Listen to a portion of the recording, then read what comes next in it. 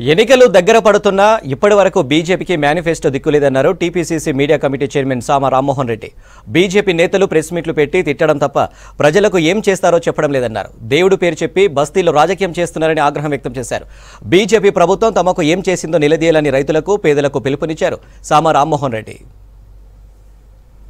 లోక్సభ ఎన్నికల ప్రచారాలు జరుగుతున్నటువంటి సందర్భంగా 17 నియోజకవర్గాల్లో కూడా మరి బీజేపీ నేతలు ఇటు రాష్ట్ర స్థాయి కార్యాలయాల్లో కానీ, జిల్లాల్లో కానీ, లేకపోతే ఆయా పార్లమెంట్ కాన్స్టిట్యున్సీస్లో కానీ పోటీపడి ఏ నుంచి జెడ్ దాకా ప్రెస్ మీట్లు పెడతా ఉన్నారు. పేర్లతో చెప్పాలంటే వచ్చేటటువంటి ఎన్నికలలో ఏం చేయబోతున్నారు అనేటటువంటి అంశాలు మాత్రం ఏడ కూడా ఒక 1, 2, 3 అనే ఒక లెక్క చెప్పేటటువంటి పరిస్థితులు ఇక్కడ లేవు.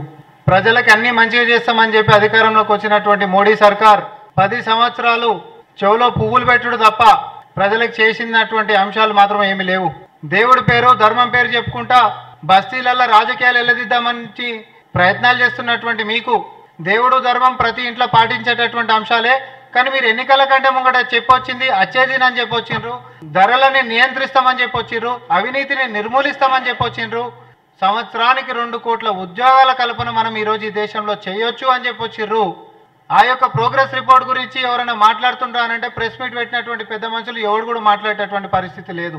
అసలు మీ ముఖాలకి కనీసం వారం రోజులలో ఎన్నికలు మొదలు కాబోతున్నాయి. ఫస్ట్ ఫేజు ఇప్పటిదాకా మేనిఫెస్టో దిక్కు లేదు. మీరు మా కాంగ్రెస్ పార్టీని, మమ్మల్ని, మా మేనిఫెస్టోని మాట్లాడుతూ ఉంటారు. మీరు ఈరోజు దక్షిణ భారతదేశానికి అయోధ్య అని చెప్పుకుంటున్నటువంటి భద్రాచల రాముల వారి మీద కూడా వివక్షణ ఆఖరికి. మీరు 10 సంవత్సరాల నుంచి వచ్చి తెలంగాణకి చేసింది ఒరగబెట్టింది ఏం లేదు. పైపెచ్చు పందికొక్కు లెక్క తింటున్నటువంటి మొన్నటిదాకా ఉంటున్నటువంటి రాష్ట్ర సర్కార్లో వెలగబెట్టినటువంటి బీఆర్ఎస్ నేతల మీద చర్యలు తీసుకున్నారా అని చెప్పి 100ల కొద్ది ఫిర్యాదులు, ప్రజల నుంచి అసమ్మతులు వచ్చినప్పటికి కూడా చర్యలు తీసుకున్నటువంటి పాపన మీరు పోలేదు. ఈరోజు వచ్చేసి మళ్ళీ మోడీకి ఓటు వేసేసేయాలంటే దేనికోసం వేయాలండి?